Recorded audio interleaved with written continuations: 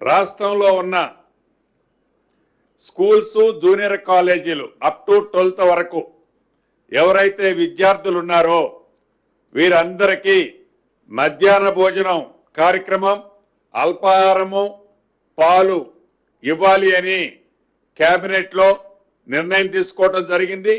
ఈ విద్యార్థులతో పాటు సుమారు 1,50,000 మంది టీచర్స్ కానీ టీచర్స్తో పాటు లెక్చరర్స్ సిబ్బంది వారికి కూడా ఉచిత టిఫిన్ పాలు అదే రకంగా భోజనాన్ని కూడా ఏర్పాటు చేయాలని రాష్ట్ర కేబినెట్ ఈరోజు నిర్ణయం తీసుకోవడం జరిగింది.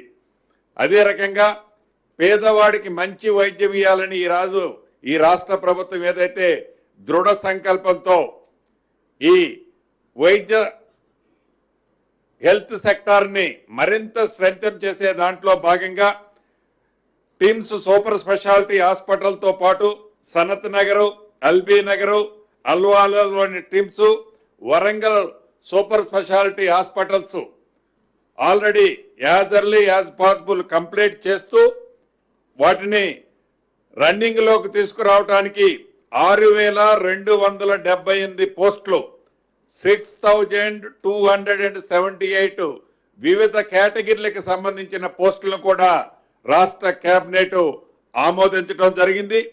దీనితో పాటు ఇందాక ఏవైతే ఈ 4 కార్పొరేట్ స్థాయి హాస్పిటల్స్ చెప్పానో భవిష్యత్తులో ఈ హాస్పిటల్స్ కూడా సీఎం రిలీఫ్కి సంబంధించిన ఎల్ఓసీలు ఇవ్వాలని కూడా రాష్ట్ర కేబినెట్ నిర్ణయం తీసుకోవడం జరిగింది.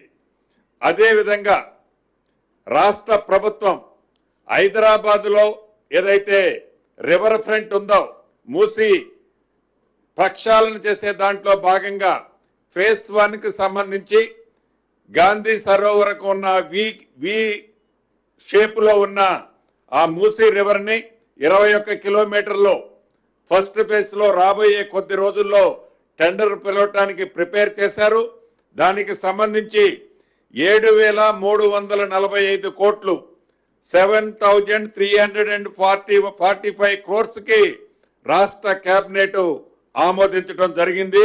ఫస్ట్ ఫేజ్కు సంబంధించిన ఈ 21 కిలోమీటర్లకు సంబంధించి దీనివల్ల రాబోయే రోజుల్లో ఏ ఉద్దేశంతోనైతే ఈ మూసీ పరివాహక ప్రాంతంలో ఉండే ప్రజలు కొన్ని దశాబ్దాలుగా ఇటు మురుగుతో అటు వరదలు వచ్చినప్పుడు అభద్రతతో ఉన్నారో శాశ్వతంగా వారికి మంచి జరగటమే కాకుండా అదే రకంగా లింక్ రోడ్డు లాగా ఈ మూసీకి బోత్ సైడ్స్ ఉన్న బ్యాంకుల్ని డెవలప్ చేసి ఇంప్రూవ్ చేసి దీన్ని రహదారుల వల్ల అంతర్గతంగా ఈ కోర్ సిటీలో ఉన్న ప్రజలకి ట్రాన్స్పోర్ట్ ప్రయాణానికి మరిన్ని వసతులు సౌకర్యాలు కూడా కలుగుద్దనేది కూడా మీ ద్వారా రాష్ట్ర ముఖ్యంగా జిహెచ్ఎంసీ పరిధిలో ఉండే ప్రజానీకానికి తెలియజేస్తున్నాం.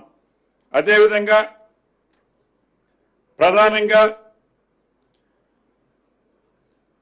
వరంగల్ జిల్లా నెక్కొండ మండలం బొల్లికుంట గ్రామంలో గోదాముల కోసం ఒక 50 ఎకరాలు అంటే గతంలో గోదాములు అంటే ఒక 5 ఎకరాలు 6 ఎకరాలతో కేటాయించి ఒక చిన్నపాటి సైజుతో నిర్మించేది. ఇక్కడ భారీ గోదాములు ఏర్పాటు చేయాలని అదే రకంగా కట్టాల మండలం కర్కలపాడు గ్రామంలో కూడా ఒక 10 ఎకరాలు ఇలా గోదాములకు సంబంధించి ఒక 5-6 కాన్స్టిట్యున్సీస్ లో అదే రకంగా జవహర్ నవోదయకు సంబంధించి మహబూబాబాద్ జిల్లా పెద్దాయిపల్లి గ్రామంలో 20 ఎకరాలు, సూర్యాపేట జిల్లా కోదాడులో 19 ఎకరాలు, జగిత్యాల జిల్లాలో కేంద్రీయ విద్యాలయానికి సంబంధించి 5 ఎకరాలు, అదే రకంగా కేంద్ర రాష్ట్ర ప్రభుత్వాలకు సంబంధించిన వివిధ సంస్థలకి కూడా కొన్ని భూములను కేటాయించడం జరిగిందని మీ ద్వారా రాష్ట్ర ప్రజలకు ఈరోజు కేబినెట్లో జరిగిందని మీ ద్వారా రాష్ట్ర ప్రజలకు తెలియజేయడం జరుగుతుంది. థ్యాంక్ యూ అన్న. ఎస్, సుప్రీంకోర్టుకి కూడా అప్రోచ్ అవ్వాలని ఈరోజు కేబినెట్ నిర్ణయం తీసుకోవడం జరిగింది. ఇది ఇన్కార్పొరేట్ దీంట్లో జాయిన్ అవుతూనే మనకు ఉన్న హక్కులు ఏవైతే ఉన్నాయో ఆ హక్కులని రక్షించుకునే దాంట్లో న్యాయస్థానం సుప్రీంకోర్టుకి అప్రోచ్ అవ్వాలన్నది కూడా కేబినెట్ నిర్ణయం తీసుకోవడం జరిగింది. అంటే యాజ్ ఇట్ ఈజ్ గా అన్ని స్టేట్లు కూడా ఇన్కార్పొరేట్ అయ్యాయి. వాళ్ళు మనలాగానే మిగతా స్టేట్లు కూడా న్యాయ పోరాటానికి ప్రిపేర్ అవుతున్నారు. ఈరోజు ఆ డిబేట్ రాలేదు.